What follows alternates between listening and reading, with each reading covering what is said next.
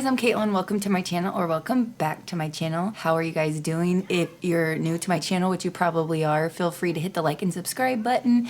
Come join the team, come join the channel, listen to what I gotta say, rebut what I have to say, whatever. If you are already subscribed, thank you for coming back. Don't forget you can also like, share, turn your post notifications on to be alerted of when I post, which I think is going to be every other day at 6 p.m. Pacific Standard Time. How are you guys doing? Today's Friday. Good Friday. Easter is this Sunday. Crazy. I can't believe Easter is in March. When's the last time Easter was in March?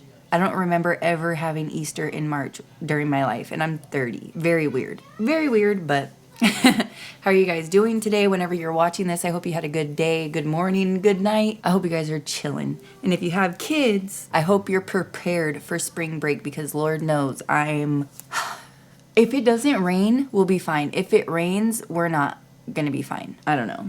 I got off track though. If you guys feel like following my other channel, I'll put it up on the screen. It's Horror Takes Caitlin. I react to like scary compilations, short horror films, paranormal videos, things like that. If you feel like following me on TikTok, that'll also be on the screen. If you feel like following me, feel free. If not, it's okay. This channel, I'm just going to be talking about how I feel about things, and today I wanted to listen to Ruby Franke's, I always say Frankie, but I don't know if it's Frank, Ruby Franke, I don't know. But we're going to listen to her jail calls with her husband.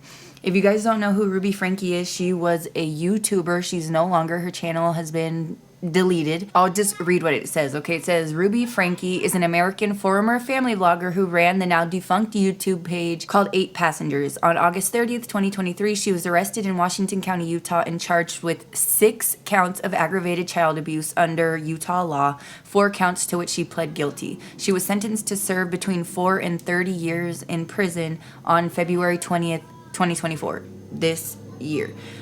So, if you guys don't know what's been going on, if you guys have not seen the ring camera footage or the security camera footage of her son, his name has not been released, and I never watched the channel, so I don't know his name, but her like 12-year-old son escaped her friend's home, Jody Hildebrandt. He went to some people's houses, knocked on the door, nobody answered. The first house, he went to another house. An older man came out, saw him, called the police, and, police showed up to Jody Hildebrandt's home and found the other little girl there at the house. And, yeah, they were arrested, and the little boy, oh, my God. He was tied up, right? Oh, my God. He was tied with a rope. He also had like duct tape around his ankles with wounds underneath. He was severely emaciated and malnourished. When the EMS tried to take off the duct tape, they thought that the duct tape was separating, but it was his skin coming off with the duct tape. And he then told EMS that his mom and Jody knew that he had those wounds, and they put honey and cayenne pepper on those wounds and then put the duct tape over it. I don't know if that was meant to be a punishment or if they thought that would heal it, like as a holistic, natural remedy. Bitch, cayenne pepper, come on. And then you're gonna put honey on a wound and then cover it. Okay, so that happened. When they found the daughter was severely emaciated, malnourished. The poor little girl was so scared, she wasn't talking at all. The adults, Jody and Ruby, were saying, that these claims are exaggerated. They trying to teach their children morals and ethics and good values and how to be a productive, good human, a decent human in the eyes of God and all of this stuff. So what they were doing was okay, right? It was okay. I don't think so. That's why your ass is in prison. So she also has put her daughter in a freaking box.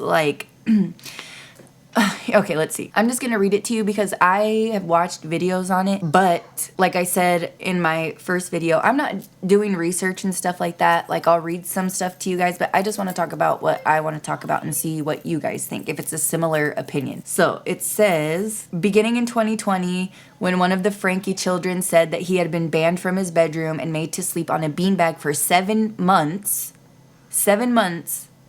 because he played a little prank on his younger brother. That was his punishment.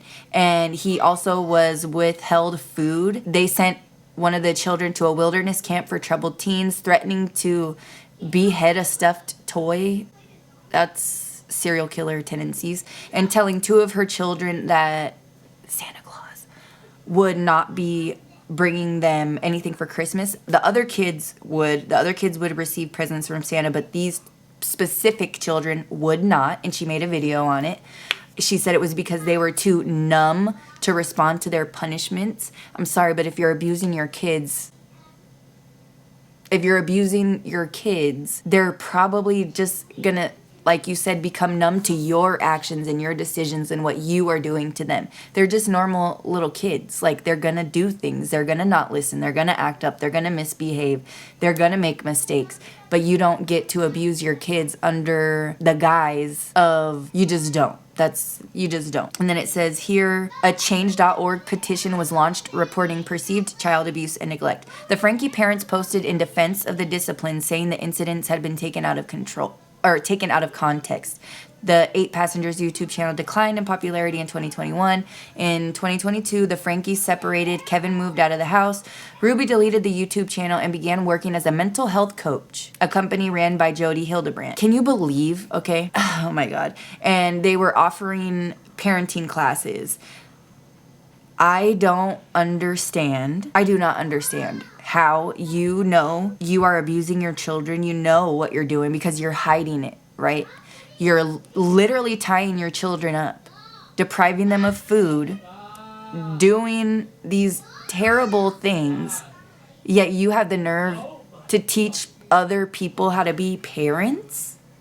And what they should and shouldn't do? I don't think so. That's not going to fly. Franke and Hildebrandt both were charged with 6 counts of aggravated child abuse, which are felonies. All of that happened, right? The little boy escaped. He escaped out of the window, and that was the catalyst to get all of this out into the open, because people already thought that she was abusive. They already thought that the household was not well and that the kids were suffering. And all it took was this brave little boy to seek help, escape from his mother. His dad didn't live in the house. His dad had moved out. You know, the dad claims that he didn't know that that's what was going on, but the little boy had the courage to escape and ask for help, and hopefully he's gonna live with people who know how to treat him right. But I wanted to listen to her calls between her and her husband, right?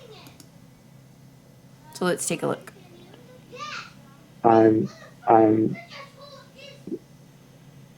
where I see the facts, I see the truth, and that's what I'm gathering. You know my heart. What are they charging you with? 2 charges of second-degree felony for child abuse. 2 charges of second-degree felony child abuse. Yes. Okay. Okay, but do you see how he's not shocked? Because if somebody told me, if I didn't live with my husband, if I didn't live with him, and it seems that the husband, Kevin, he wasn't in contact with any of them. He wasn't talking to his kids. He wasn't seeing his kids. They weren't really talking. So if I didn't live with my husband for a year, and then the police were getting in contact with me, telling me that he was in jail, and I go and I talk on the phone with him, and he's telling me what he's in there for, what he's been charged with, and he said 2 counts of felony second-degree child abuse. What? Like, I'm not gonna be okay to. What are you talking about? What are you talking about? Wow, that's very serious. No shit, Kevin. I have.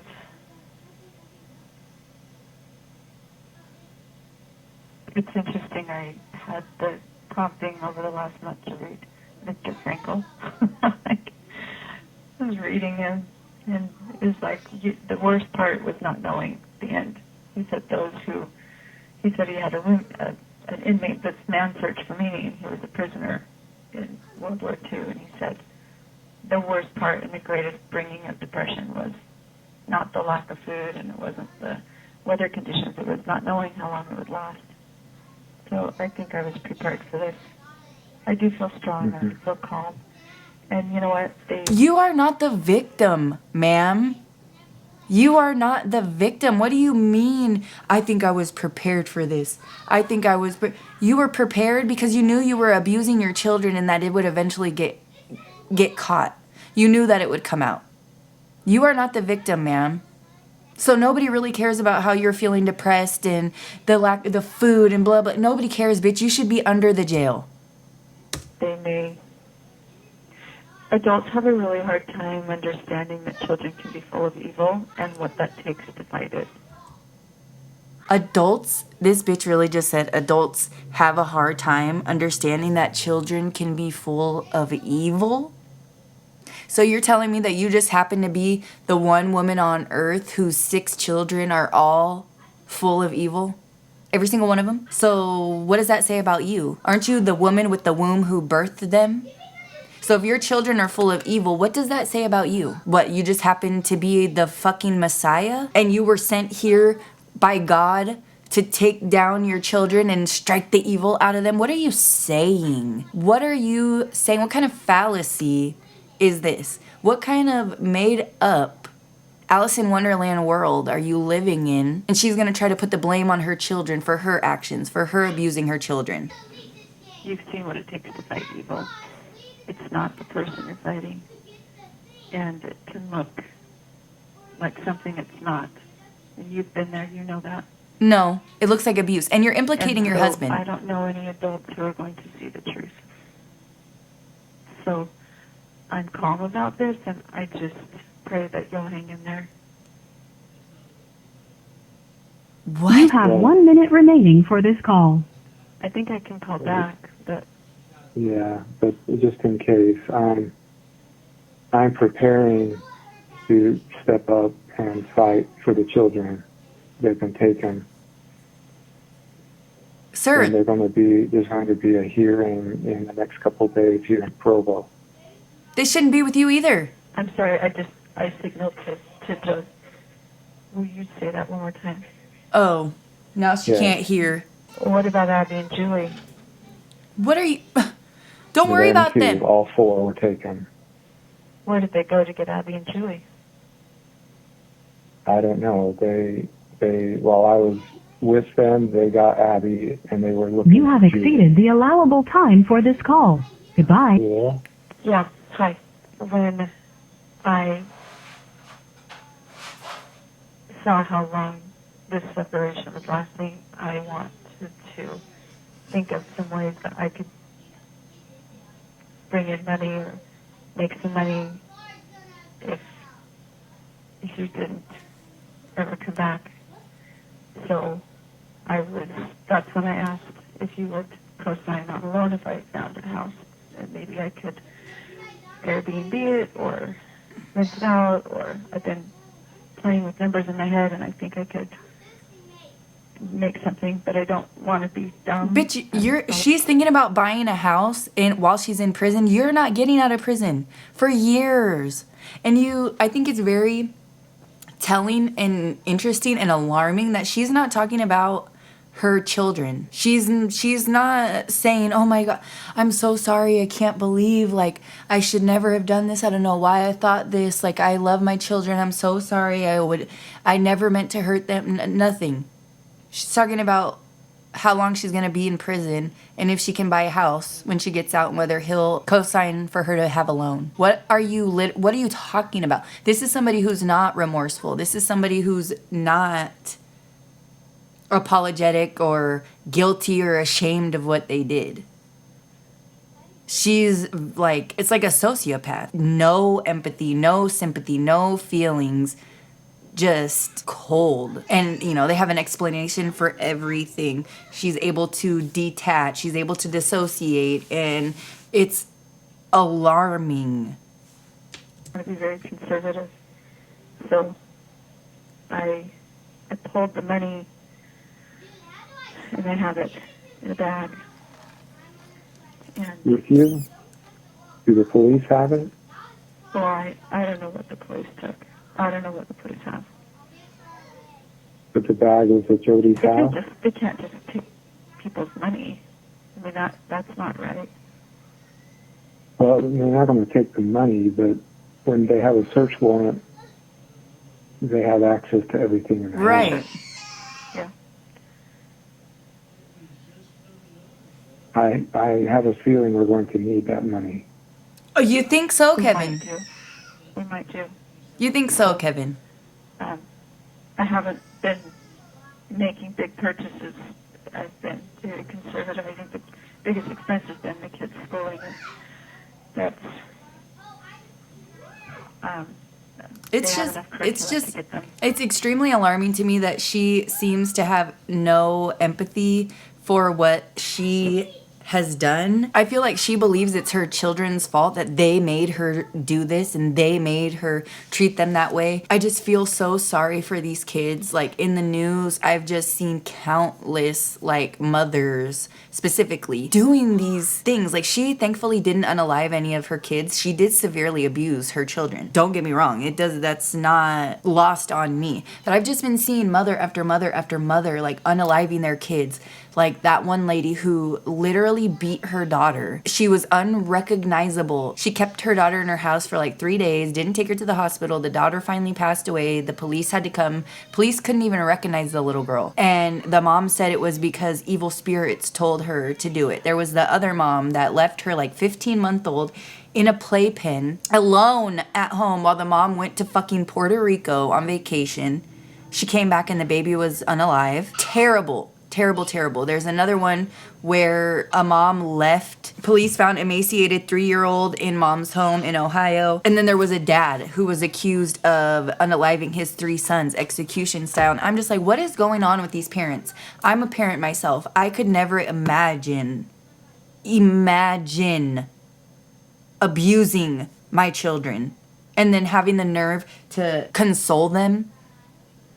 Having the nerve to film them. So not only are you exploiting your children for money, because that's the reason her YouTube channel was successful, because she had her children in her YouTube videos and she was exploiting them for money and became rich off of her children that she was abusing, and you have all these brainwashed people that are following what she's saying, believing that she's a good, righteous person, a God-fearing woman, and the whole time she's a fucking criminal, a sick person. And then she has the nerve to go and be a teacher to others, to give parenting classes, to give parents who genuinely want to learn how to become better for themselves and for their children. And you're going to listen to her? The woman who is putting cayenne pepper in her own son's wounds, who are saying her children are full of evil, who are blaming her children, who takes no accountability, who takes no responsibility, who thinks she did nothing wrong. It's just bizarre to me. I'm a mother myself. Like, you know, kids are going to do things. Kids are going to test you. Kids are going to get on your nerves. And I'm not saying, I'm 30 years old. I was spanked when I was a kid. My parents whooped my ass sometimes. I was never abused. There's a difference between spanking your kids and abusing your kids. You know what I mean? And I know now in this day and age, a lot of people don't believe in spanking and this and this and that. And I'm not going to argue that topic. But there is a difference between abusing your kids and disciplining them when you feel that that form of discipline is necessary. And also, how are you going to decline your children? Oh my God, like I don't even have the words. It's bad enough that you abuse your children, but then you decided to deprive them of their unalienable rights, right? Life, liberty, the pursuit of happiness. And to be a parent, you're understanding when you're a parent, it's your job to provide them food, shelter, clothing, all the things necessary that they need. And you're going to deprive your children of food to where your poor kids are like this tiny. They're just literal skin and bones, tying them down, making them believe that they're not worth anything, that that's what they're worth. That's what they're going to grow up to believe that they're deserving of, because the same person who is abusing them is the same person looking at them telling them they love them. These poor kids, the PTSD these kids are going to have, the trauma, the self-image, the lack of self-love, the lack of self-importance, all because their mother, what? It's not like she had one kid and she stopped. The bitch had 6 kids. So the kids were good enough to make you money, but the kids weren't good enough for you to be a good parent to them. You don't have to be the best parent in the world. Nobody can be the best parent in the world, but not everybody is going to prison for doing the shit that she did to her children. And I'm just thoroughly confused. And I still am thoroughly confused how there are people that are like saying this woman is not guilty, she's not a bad person, she's not a piece of shit, because only piece of shits do that, right? And I'm just trying to figure out, is it narcissism? Is it a sociopath? Is she, like, what? I want to know the psychology. I want to know what happened in her life. Was she treated that way? Were her parents fundamentalists? Because we always, not always, but we see a lot of this abuse and a lot of these tendencies in fundamentalist people, like the LDS people, things like that. They, for some reason, believe it's like spare the rod, spoil the child. It's a modern day proverb on the wisdom of discipline. It means that if a parent refuses to discipline an unruly child, that child will grow accustomed to getting his own way and develop an air of entitlement. He will become, in the common vernacular, a spoiled brat. Well, but maybe talk to your kids first. Maybe don't go to the extreme first. Like that poor kid, I don't even remember his name. He played a little prank on his little brother and he has to sleep on a beanbag, can't eat food, can't like...